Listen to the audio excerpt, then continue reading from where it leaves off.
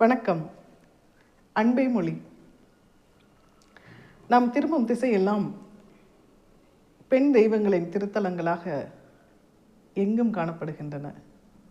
அதற்கு காரணம், இந்த மண்ணை ஆண்டு கொண்டிருந்தவர்கள் பெண்கள். நிலமகள், மலைமகள், மண்மகள், ஆதித்தாய், கன்னிமார் என்று பல்வேறு பெயர்களில் இந்த மண்ணை ஆண்ட பெண்களின் பெயர்கள் இன்றளவும் வழங்கப்பட்டு வருகின்றன.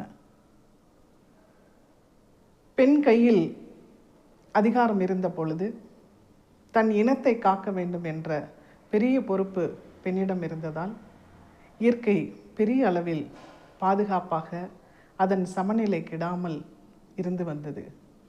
எப்பொழுது பெண்ணிடமிருந்து அதிகாரம் பறிக்கப்பட்டதோ அப்போதிருந்தே இயற்கையின் சமநிலை வெகுவாக பாழ்பட்டு விட்டது.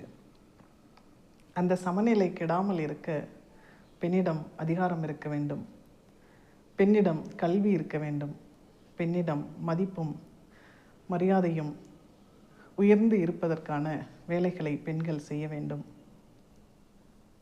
அத்தனை பொறுப்பு மிக்க பெண் இனத்திற்கு பெண் தொடர்ந்து செய்ய வேண்டிய பணிகள் ஒற்றுமையாக இருந்து, குழுவாக இருந்து, பல ஆயிரம் பல லட்சங்களாக ஒன்றிணைந்து செயல்பட வேண்டிய கட்டாய சூழல் இன்று இருக்கின்றது.